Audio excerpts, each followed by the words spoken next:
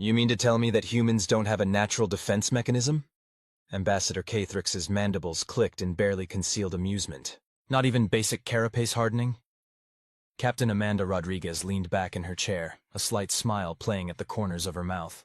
The metallic conference room of the Galactic Council's diplomatic vessel felt almost too pristine, too sterile for the conversation they were having. "Nope," she replied, popping the pea with perhaps a touch more satisfaction than strictly necessary. "Just soft, squishy meat suits, although I suppose our bones are fairly sturdy." The ambassador's compound eyes reflected an iridescent pattern of confusion and concern. The other alien delegates seated around the massive oval table shifted uncomfortably in their ergonomically designed chairs, each specifically crafted for their unique physiologies. But how did you survive?" Cathrix's translator struggled to convey the mix of horror and fascination in their voice. "Your world is classified as a death world. The gravity alone should have crushed your ancestors." Amanda reached for her coffee mug, her fourth of the day, but who was counting? And took a long, deliberate sip before responding. "Well, that's kind of a funny story, actually. You see, we didn't just survive, we thrived, and we did it by becoming the scariest thing on our planet." The Zeketskli representative, a being that looked like a cross between a praying mantis and a rainbow-colored crystal formation, leaned forward. "Impossible. Our studies show that Earth housed multiple apex predators far more dangerous than early humans." "Exactly," Amanda grinned. "And we killed them all, or domesticated them, sometimes both." The silence that followed was deafening. "You hunted apex predators?" The Mextari delegate's bioluminescent patches pulsed with disbelief. "Without natural weapons?" "Oh, it gets better." Amanda set down her mug, warming to her subject. "We didn't just hunt them. We invented weapons, tools. We looked at our soft, weak bodies and decided that if nature hadn't given us claws and fangs, we'd make our own, better ones." She reached into her uniform pocket and pulled out a simple plastic pen. Several delegates flinched instinctively. "Take this, for example." Humans looked at the concept of marking things and thought, "Hey, instead of using berries or charcoal, what if we created a tiny tube filled with permanent liquid pigment?" We're constantly innovating, improving, creating solutions to problems that nature thought were insurmountable. The Pixlari representative, a floating collection of gas contained within a semi-permeable membrane, rippled in what their species considered laughter. "You speak as though this is impressive, Captain. Many species develop tool use." Amanda's smile turned predatory. "True, but how many species looked at lightning, actual lightning, and thought, I bet I could trap that in a tiny glass bubble to light up my home? How many saw birds soaring through the sky and decided to build machines that could fly even higher, faster and farther? How many looked at the very atoms that make up reality and figured out how to split them apart?" The room grew unnaturally still as her words sank in. The various alien representatives exchanged glances, their species-specific expressions of concern transcending the barriers of biology. "But why?" Cathrix finally asked. "Why push so far, so fast? Your species is barely out of its stellar infancy." "Because we could." Amanda shrugged. "Because every time someone said something was impossible, some human, somewhere, took that as a personal challenge. We're curious, Ambassador. Relentlessly, persistently, sometimes devastatingly curious. And we're competitive as hell." She stood up, walking slowly around the table. Each delegate tracked her movement with their respective sensory organs, reminded suddenly and viscerally that they were in the presence of something their evolutionary history had never prepared them to face. "You know what's really interesting about humans?" she continued, her voice taking on an almost conversational tone. "We're persistence hunters. Back before we had all these fancy tools, we would literally chase our prey until it collapsed from exhaustion. We can sweat, you see, regulate our body temperature while moving. Most animals can't do that. They have to stop and pant, or find shade. But we just kept coming." The Zakzekli representative's crystalline structure vibrated in distress. "You pursued prey until it surrendered to death?" "Basically," Amanda nodded. "And we applied that same persistence to everything else. Every problem, every challenge, every frontier. We just keep coming, keep pushing, keep trying new approaches until we succeed." She completed her circuit of the table and returned to her seat. "Which brings us to why we're all here today. You've been watching our expansion into space with concern, worried about what it means to have a death world species joining the galactic community. You're wondering if we're too aggressive, too unpredictable, too dangerous. The thought had crossed our minds, Cathrix admitted. Your species has achieved in centuries what took others millennia. Amanda picked up her coffee mug again, now empty. Then let me put your minds at ease, or at least give you a more accurate thing to worry about. Humans aren't conquerors by nature. We're explorers, innovators, problem solvers. Yes, we can be incredibly dangerous when threatened. Yes, we've developed weapons that could probably crack your planets in half. But that's not what we want. She leaned forward, her expression earnest. What we want is to learn, to discover, to figure out how everything works, and then see if we can make it work better. We want to trade ideas, share knowledge, collaborate on solving the universe's biggest mysteries. We're not here to fight, unless you make us. The delegates exchanged another round of meaningful looks. The implications were clear. Humanity wasn't just another spacefaring species. They were something new. Something that had evolved in conditions that should have been impossible to survive, let alone master. Besides, Amanda added with a wink, if we were really as aggressive as you fear, would we be sitting here having this diplomatic discussion? Or would we have already conquered half the galaxy? The Mextari delegate's bioluminescence flickered in what might have been amusement. You make a compelling argument, Captain. Though I must admit, your species' ability to appear simultaneously reassuring and terrifying is unsettling. Oh, that's just one of our many talents, Amanda laughed. Wait until you see what we can do with chocolate and caffeine. Speaking of which, she held up her empty mug. Anyone care to join me for a coffee? I promise it won't kill you. Probably. The horrified expressions on the delegates' faces only made her laugh harder. It was going to be an interesting era of galactic relations, that was for sure. As the meeting adjourned and the various representatives filed out of the conference room, Ambassador Cathrix lingered behind. Captain Rodriguez, they called out, mandibles clicking thoughtfully. One last question, if I may. Of course, Ambassador. Your species. You said you became the scariest thing on your planet, but surely that's an exaggeration. Surely there must have been something more formidable. Amanda's expression turned serious. Ambassador, let me tell you about something we humans came up with called the space program. We looked up at the stars, calculated exactly how much explosive force we'd need to break free of our planet's gravity, strapped ourselves to giant tubes filled with that much explosive material, and willingly lit them on fire. Just to see what was out here. Cathrix's compound eyes widened. That's insane, reckless, brilliant, Amanda suggested. Maybe all of the above. But here's the thing. Every single alien species we've met so far developed anti-gravity technology first, then ventured into space. Humans? We didn't wait. We used explosions to punch a hole in the sky because we were too impatient to wait for a safer solution. And we did it knowing there was a good chance it would kill us. She stood up, straightening her uniform. So, to answer your question, Ambassador, yes, Earth had plenty of scary creatures. But none of them ever looked at the impossible and thought, I bet I could do that if I strapped enough explosives to myself. That's a special kind of crazy that only humans came up with. As she walked out of the conference room, leaving behind a thoroughly unsettled Ambassador Cathrix, Amanda couldn't help but smile. The galaxy wasn't ready for humanity's particular brand of determination and innovation, but they'd learn to appreciate it, eventually. After all, humans were nothing if not persistent. Captain Rodriguez, there's been an incident. Amanda looked up from her datapad, where she'd been reviewing the transcript of yesterday's diplomatic meeting. Lieutenant Park stood in her office doorway, his usually composed features showing signs of strain. Define incident, she replied, already reaching for her coffee mug. Experience had taught her that when someone used that particular tone, caffeine would be required.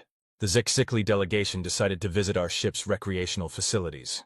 Park paused, clearly struggling to find the right words. They encountered the gym. Amanda closed her eyes and pinched the bridge of her nose. Please tell me no one was doing CrossFit. Worse, it was leg day. Oh God. The situation in the gym was exactly as chaotic as she'd feared. A cluster of crystalline aliens huddled near the entrance, their normally rainbow-hued surfaces pulsing with distressed patterns of deep purples and anxious greens. Several human crew members stood frozen mid-workout, weights still held aloft, looking uncertainly between their alien visitors and their exercise routines. They're deliberately tearing their muscle fibers! One of the Zikzikli observers vibrated in horror, their translator struggling to convey the full depth of their dismay. For entertainment. Not entertainment, Amanda corrected, stepping into the room. Training. There's a difference.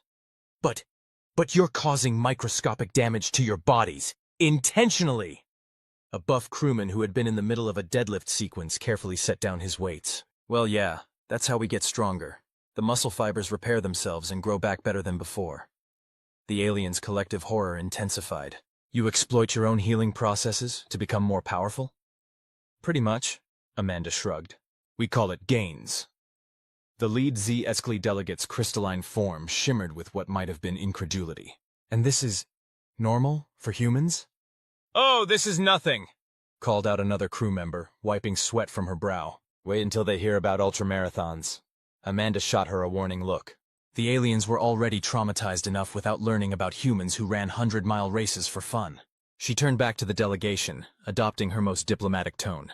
Perhaps we should continue our cultural exchange in a less physically intensive setting. Our hydroponics bay is quite peaceful.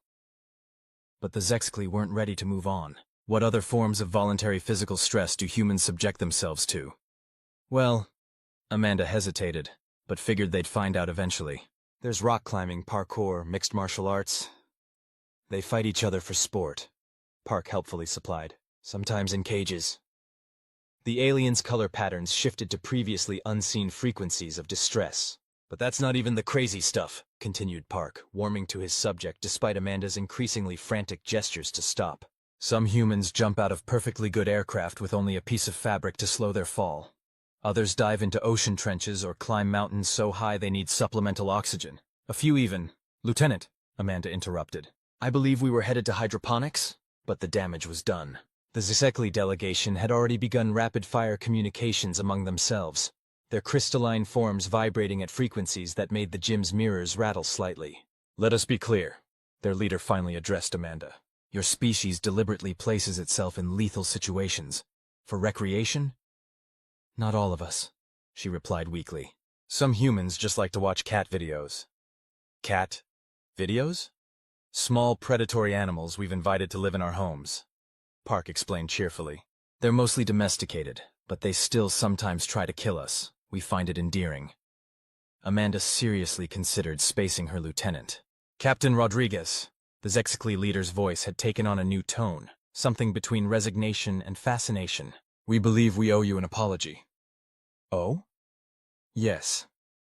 We had assumed your earlier descriptions of humanity's unique approach to obstacles was diplomatic hyperbole. We now realize you were actually understating the situation. Amanda couldn't help but laugh. To be fair, even we think some of our species' hobbies are a bit extreme. That's why we have warning labels and waivers. Waivers? Documents people sign acknowledging that an activity might kill them, but they want to do it anyway. The aliens' color patterns shifted again, this time to something that looked almost like the crystalline equivalent of a headache. Perhaps, their leader suggested, we should indeed proceed to your hydroponics bay. Though, there are no extreme sports conducted there, correct? No, it's just plants, Amanda assured them. She paused. Although, now that you mention it, some of them are carnivorous. The Zexcli delegation's hasty exit from the gym set a new speed record for crystalline life forms. As Amanda fell into step beside Lieutenant Park, following their retreating guests, she muttered under her breath. You just had to mention the cage fighting, didn't you? Hey, at least I didn't tell them about competitive eating contests, he whispered back. Can you imagine trying to explain to a species that experiences photosynthesis why humans voluntarily consume their body weight in hot dogs? Amanda groaned. At this rate, they'd be lucky if the galactic community didn't quarantine the entire human race as a safety precaution. Still, as she watched the Zexcli delegates cautiously inspect a perfectly normal tomato plant, as if expecting it to attack, she couldn't help but feel a certain pride.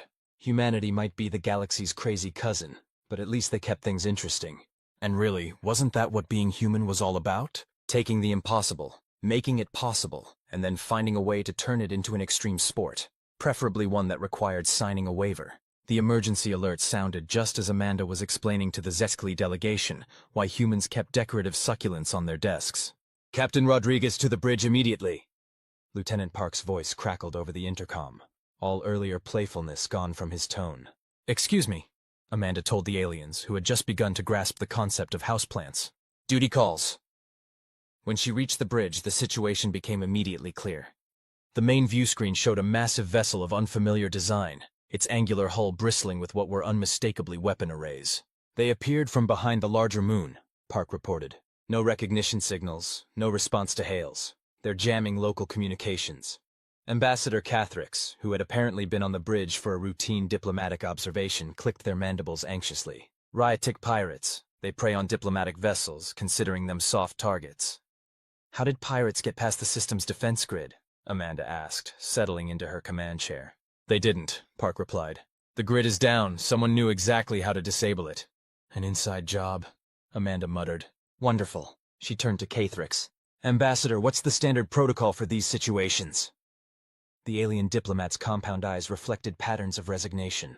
Typically, we surrender. They take what they want and leave most of the crew alive. It's pragmatic. Amanda smiled. It wasn't a pleasant smile. Yeah, that's not going to work for me. She pressed the ship-wide comm button. Attention all hands. This is your captain speaking. We have uninvited guests who think we're an easy target. Let's show them why that's a bad assumption. Implementing Protocol Honey Badger. Cathrix's translator struggled with the reference, but the crew knew exactly what it meant. Throughout the ship, personnel moved with practiced efficiency to their battle stations. Captain, Cathrix ventured cautiously. Our scans indicate their vessel outmasses us 3-1. Their weapons are significantly more advanced. True, Amanda nodded. But you know what they don't have? What? A crew that grew up playing video games. Before Cathrix could process that statement, Amanda was already issuing orders. Helm, plot an attack vector that looks like a retreat. Engineering, I want a controlled plasma leak from our port nacelle.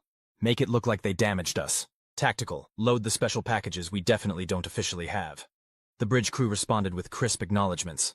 The ship began to move, seemingly limping away from the pirate vessel. They're pursuing, Park reported. Weapons charging.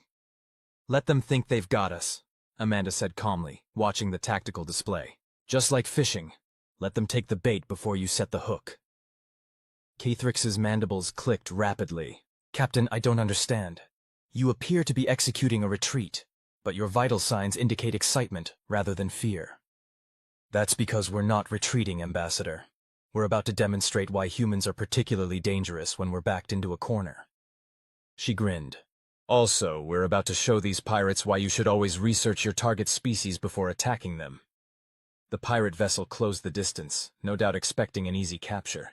They weren't prepared for their target to suddenly cut engines, flip end over end in a maneuver that would have pulped any non-human crew with the G-forces, and unleash a barrage of weapons that definitely weren't listed in any official registry. Multiple direct hits, Tactical reported with satisfaction. Their shields are fluctuating. You see, Ambassador, Amanda explained as her ship executed another physics-defying turn. Humans have something called space combat games. We've been simulating battles like this for entertainment since before we had real spaceships. Every kid on my crew grew up dreaming about space battles. We've collectively spent millions of hours thinking about exactly how we'd handle situations like this.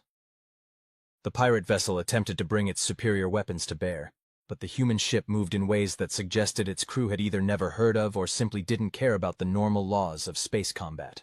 Their targeting systems can't get a lock, Park reported. Apparently they didn't account for us ignoring standard evasive patterns in favor of what Lieutenant Wu is calling hardcore parkour in space. Cathrix watched in fascination as the human vessel pulled off maneuvers that looked like they'd been choreographed by an energy drink-addicted teenager with access to classified physics equations. Status of the special packages? Amanda asked. Ready for delivery? Tactical responded, though I still think calling them diplomatic presence in the manifest was a bit much. Sometimes you have to get creative with paperwork, Amanda shrugged. Deploy at will. What followed was a masterclass in human improvisation. The pirates, expecting a simple boarding action against a diplomatic vessel, instead found themselves facing opponents who treated space combat like an extreme sport. Direct hit on their primary weapon array, Park announced. They're powering down systems. Looks like they're surrendering. See? Amanda turned to Cathrix. Sometimes the best response to superior firepower is superior insanity. The ambassador's compound eyes reflected complex patterns of disbelief. You treated a life-or-death space battle like a game. Not exactly, Amanda corrected. We treated it like something we'd been practicing for our entire lives. There's a difference. She paused. Also, it helps that humans have really good hand-eye coordination from all those video games. As the crew secured the disabled pirate vessel and prepared boarding parties, Cathrix observed, the Galactic Council will need to update their threat assessment of human ships. Oh? Amanda raised an eyebrow. Yes. Previously you were classified as potentially dangerous but predictable. I believe we need to add a warning about humans being dangerously unpredictable, especially when they're having fun. Amanda laughed. Just wait until they find out about our ship's recreation deck. We've got a zero-G dodgeball court that would really give them something to worry about. As if on cue, the Zikzikli delegation chose that moment to arrive on the bridge, presumably seeking safety from the recent combat. Their crystalline forms vibrated in confusion as they took in the scene of the victorious human crew casually discussing game strategies while coordinating the capture of a pirate vessel. Did we miss something important? Their leader asked. Just humans being humans, Cathrix replied. I'm beginning to think that might be the most terrifying phrase in the galaxy. The aftermath of the pirate incident proved nearly as enlightening for the alien delegates as the battle itself. They watched in fascination as the human crew efficiently secured the hostile vessel, processed the prisoners, and began repairs, all while maintaining what appeared to be inappropriately high spirits. I don't understand. The Zexkli leader crystallized their confusion to Ambassador Cathrix as they observed the proceedings from the safety of the diplomatic observation deck. They just participated in lethal combat. Why are they exhibiting signs of enjoyment? Post-adrenaline euphoria, Amanda explained, joining them with a fresh cup of coffee. Also, humans tend to use humor as a stress response. It's a coping mechanism. As if to prove her point, Lieutenant Park's voice came over the comm. Captain, you might want to come see this. We found something interesting in the pirate's cargo hold. The something interesting turned out to be a massive collection of prohibited xenotechnology, including several devices that made Ambassador Cathrix's mandibles click in alarm. Those are restricted military-grade quantum destabilizers, they explained, capable of reducing planetary crusts to their constituent atoms. Neat, Amanda replied, earning concerned looks from all the alien delegates present. I mean, terrible, very concerning. We should probably study them thoroughly to understand the threat they pose. For purely defensive purposes, of course, Park added, failing to suppress a grin. Of course, Amanda agreed solemnly. Lieutenant Wu, please coordinate with engineering to begin a complete analysis, for safety reasons. The Zexkli leader's crystalline form vibrated with uncertainty. Your species' enthusiasm for examining dangerous technology is unsettling. Oh, this is nothing, Park chimed in. You should have seen us when we first discovered coffee. An entire species collectively deciding to drink bitter bean water that makes your heart race? That's unsettling. Speaking of which, Amanda raised her mug in a mock toast. Who wants to tell our guests about energy drinks? Before any of her crew could traumatize the aliens further, an urgent message came through from the Galactic Council.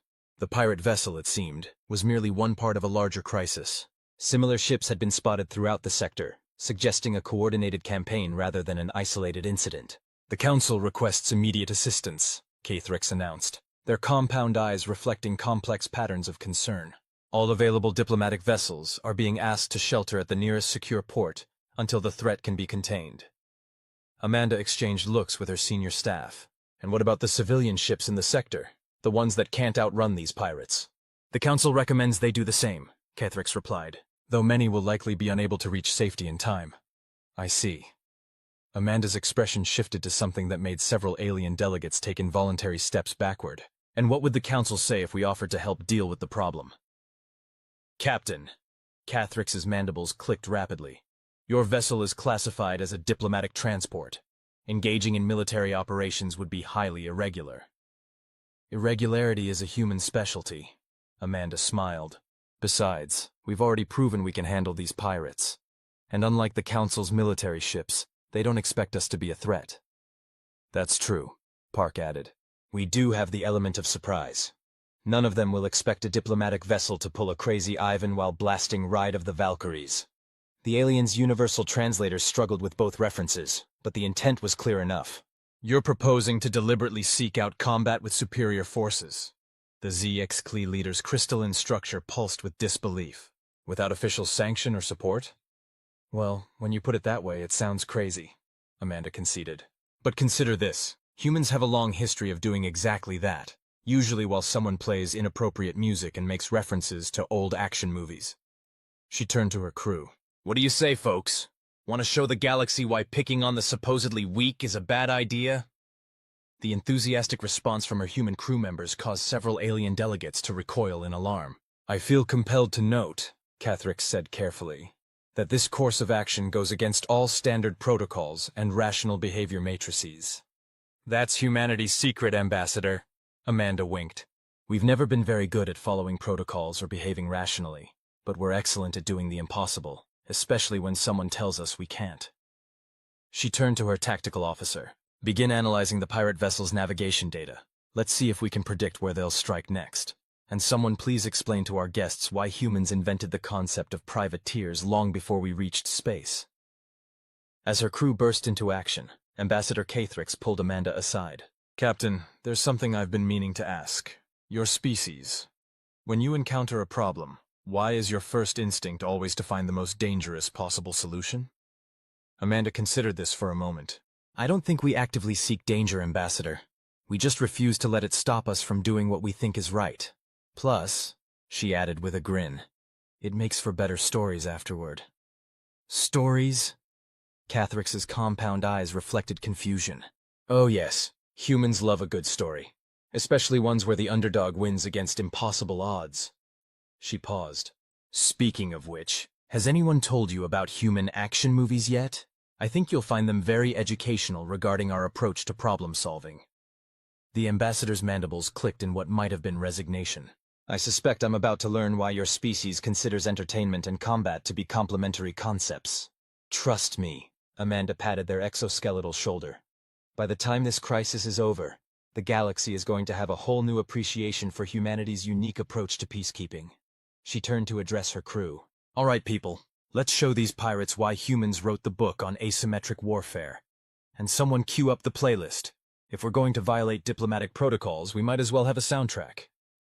The Galactic Council's emergency session chamber had never witnessed anything quite like Captain Amanda Rodriguez's tactical briefing.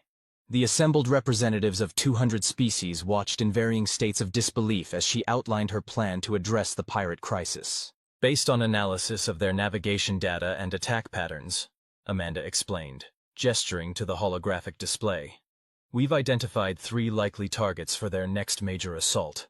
The Council's strategic response of withdrawing diplomatic vessels to safe ports has inadvertently created a predictable pattern of civilian traffic, which the pirates are exploiting." Ambassador Cathrix, who had insisted on being present for what they termed damage control, observed the reactions of their fellow council members. The Mextari's bioluminescence had dimmed to nearly invisible levels, while the Pexilari's gaseous form had condensed significantly. "Your solution," the Council's High Administrator stated carefully, "is to deliberately position your vessel as bait." "Precisely," Amanda nodded, "but with a few modifications to the standard approach. Lieutenant Park?" Park stepped forward, pulling up detailed schematics. "We've analyzed the quantum destabilizers from the captured pirate vessel. With some human ingenuity, we've managed to reverse their primary function." "Reverse a quantum destabilizer?" The Zixicli representative's crystalline form vibrated with alarm. "That's theoretically impossible. Humans have an interesting relationship with the word impossible." Amanda smiled. "We tend to treat it as more of a suggestion than a rule. In this case, we discovered that the destabilizers can be modified to create localized pockets of quantum stability instead." "But why would you want to do that?" The High Administrator's primary sensory cluster pulsed with confusion.